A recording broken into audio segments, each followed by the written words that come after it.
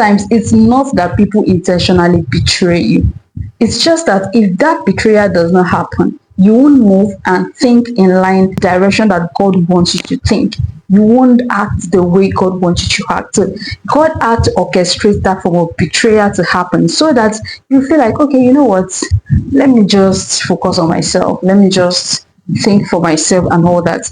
And that is when you start creating time, with God, and God will be able to, impute into you the things that He has planned for you from the beginning. I mean, look at the story of Joseph. Joseph was sold by his brothers. That is not ordinary. I mean, how could your own brothers sell you out just like that?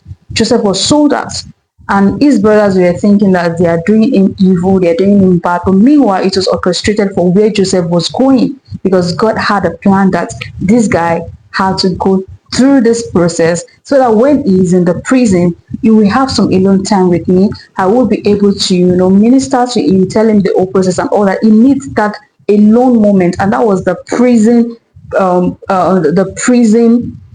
season for Joseph. The time to communicate with God. I mean, if for somebody in the prison, they will have time to think about their life, think about things. God, show me myself, show me, show me my purpose. A lot of things would have happened to Joseph while he was in that prison. For him to be able to interpret dreams and all that. And that did not just happen all of a sudden.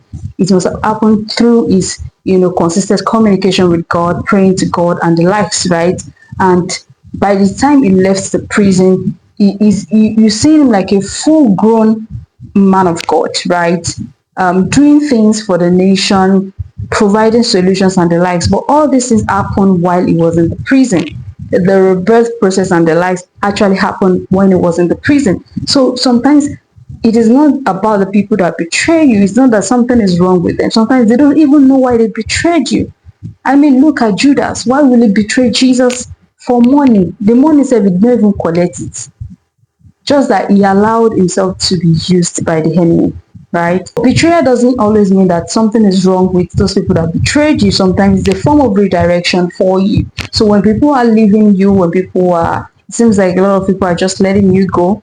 Sometimes you just need to, maybe that's the time for you to just, create time for God in your life. Maybe that's the time for you to just, God, what are you saying this moment? What is my life all about? What is this season all about? Sometimes it's not for you to just focus on how you can retaliate or take revenge. It's about, God, why is all this happening? Because that was what happened to Joseph. Joseph was like, how will my brother sell me out?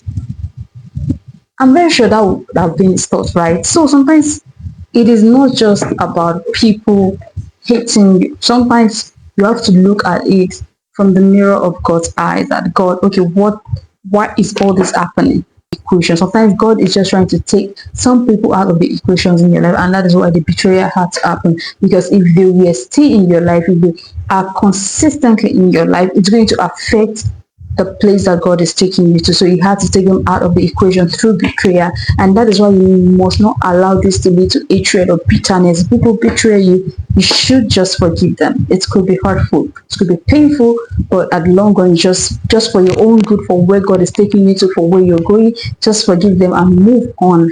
Because that was exactly what Joseph did. Because at the long run, for you to know that he has forgiven them, he embraced them at the long run. Embracing was like, if you guys had not sold me out, I wouldn't be where I am today. I want to be saving this nation, right? So think of betrayal in this perspective. Sometimes they don't even know why they are doing what they're doing. It could be orchestrated by God. So don't allow betrayal to lead you into bitterness, envy, jealousy, hatred. See it from the mirror of God's eyes.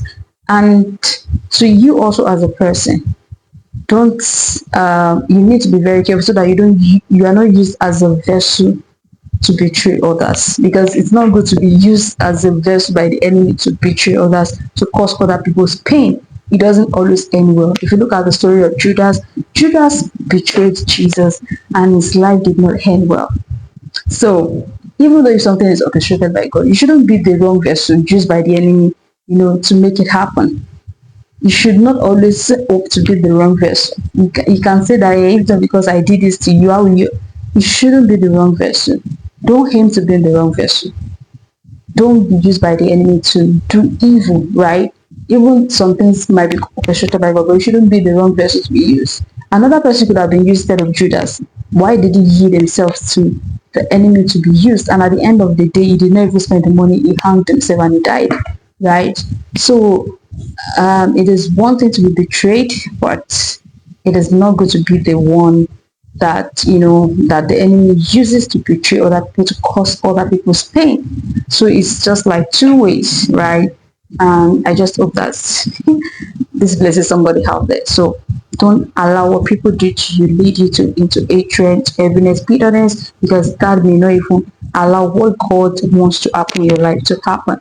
So just see it as God's form of orchestration into where He's taking you to move on, create time for God, and just love on God, right?